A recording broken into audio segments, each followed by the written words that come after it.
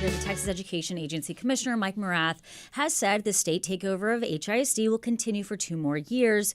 Joining us now is Houston Chronicle senior Houston ISD reporter, Megan Menchaca, who actually spoke with Commissioner Mike Morath. And welcome, Megan, to Hello Houston. Thanks so much for having me. So was this at all surprising that the takeover would be extended, and I believe it's till June 1st of 2027? I would say no. And the reason I say that is because the TEA commissioner came to Houston a couple of weeks ago for a visit of several 3 HISD schools.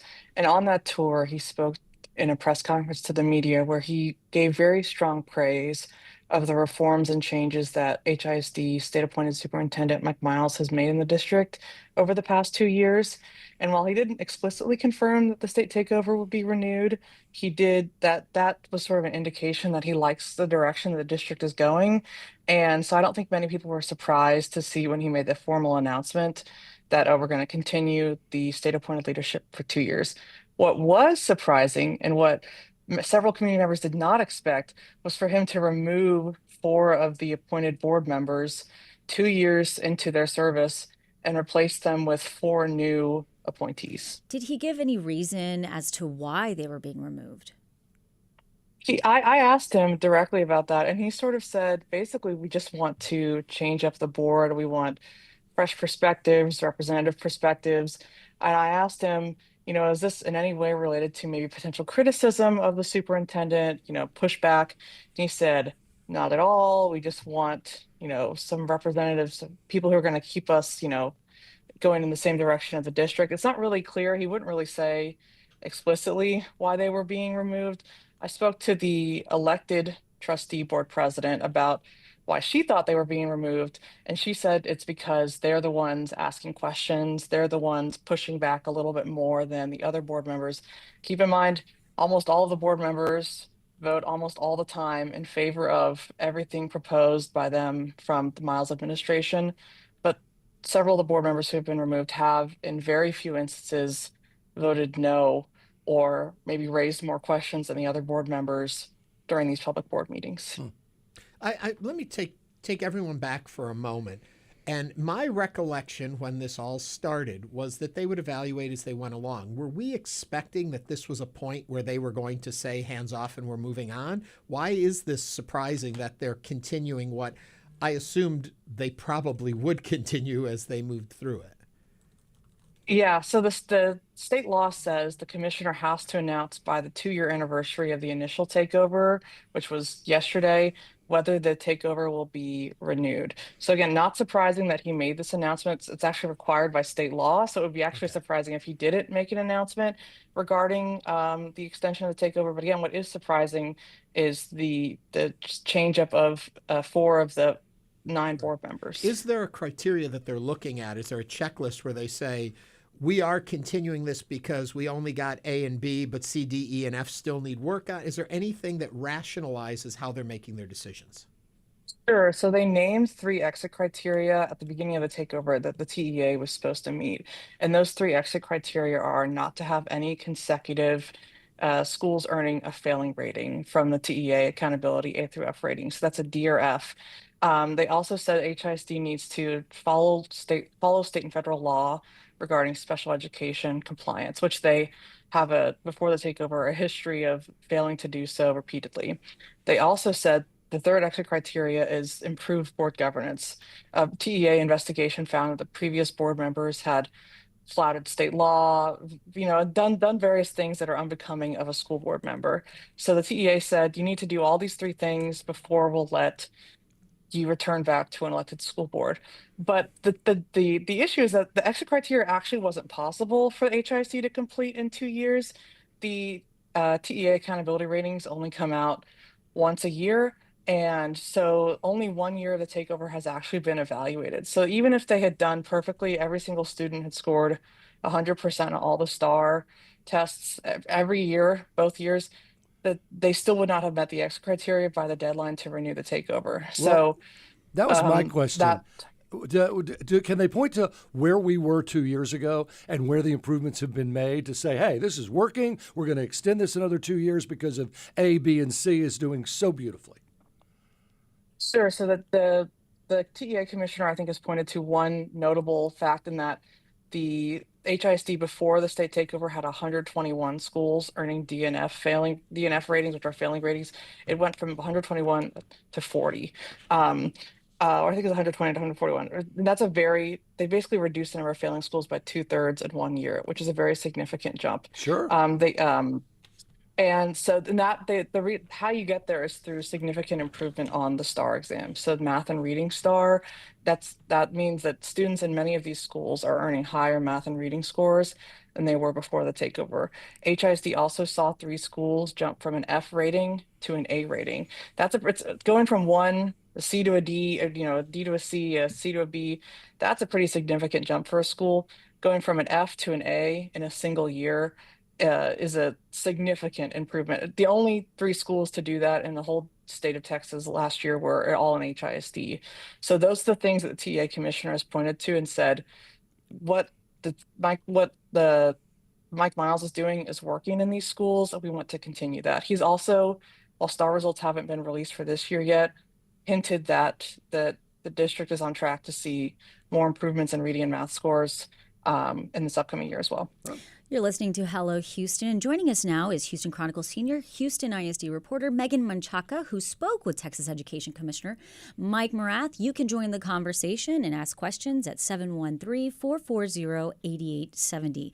So, Megan, when we're looking at the 2-year mark, we understand it was going to be evaluated now. We've been extended, but what I find interesting is Superintendent Miles has said in the past his job is to get in and get out, and that, he wants to make changes fast. And yet here we are, we're having an extension of 2 years, and they're praising him. Did they say anything about it, that they feel like he's on the timeline that they want, even though they've extended it? Could it possibly be that this will be extended another 2 years after 2027?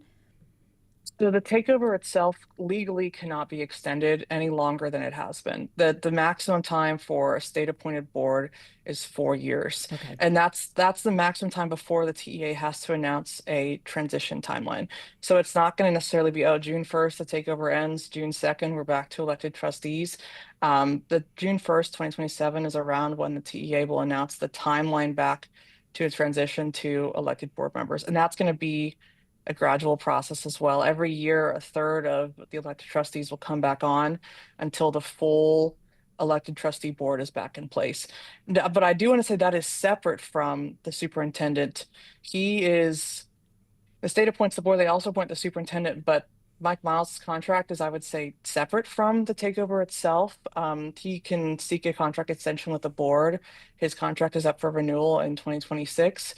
So if the board approves a contract for him that goes through 2030, 2032, there's no state law stopping them from that. The state appoints the board, but the superintendent serves at the pleasure of the board.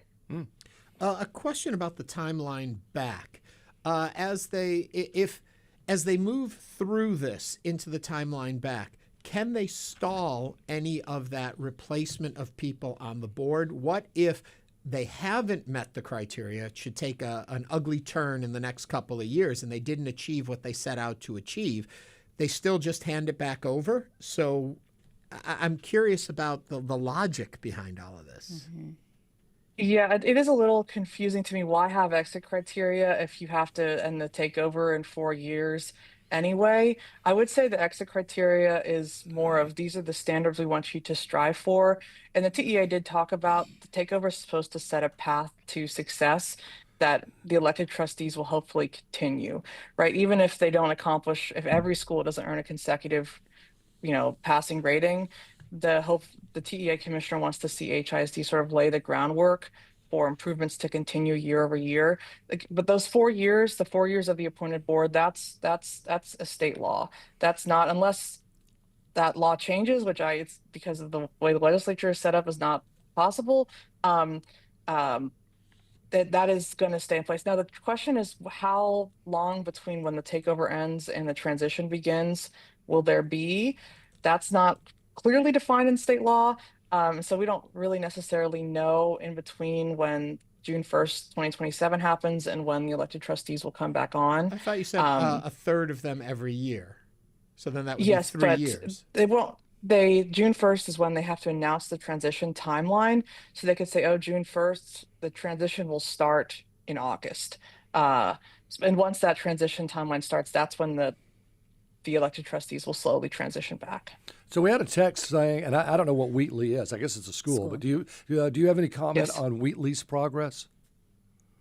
Sure. So along with the three exit criteria that I talked about, board governance, no consecutive failing ratings, and special education, the whole reason that the HISD is in the takeover to begin with is because Wheatley High School or earned 7 years of consecutive failing ratings, and the state law says if that happens, the TEA is going to take over your school district, even if it's just one school in a district with 274 schools.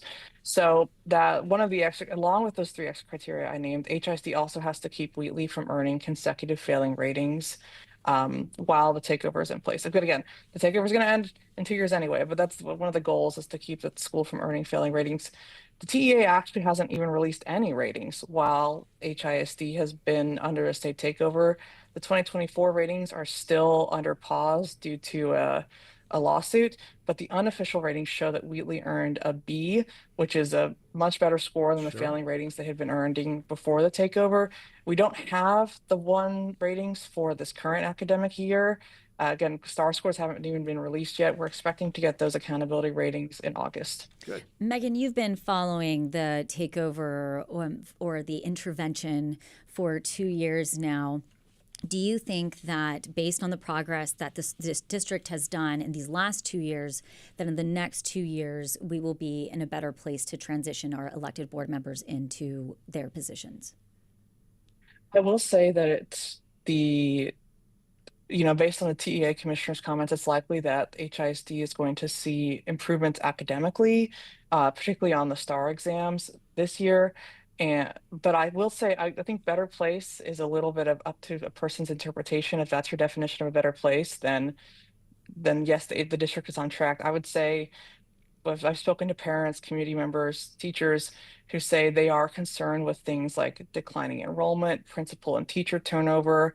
And those things are happening in part because of people's dissatisfaction with the state appointed leadership. And those issues, if HISD can't retain teachers, certified teachers, if they can't retain students, that is going to lead to issues down the line. So I think the question is not like, can HISD see improvements academically, but it's like, can this be sustainable in the long term? Are the improvements that they've made, the new education system, going to last beyond the takeover? And are they going to be reversed by a new elected board? I think that's the question. I don't know the answer to that one. Megan Menchaca is the HISD reporter for the Houston Chronicle. Thank you for joining us on Hello Houston today, Megan. Thank you so much for having me.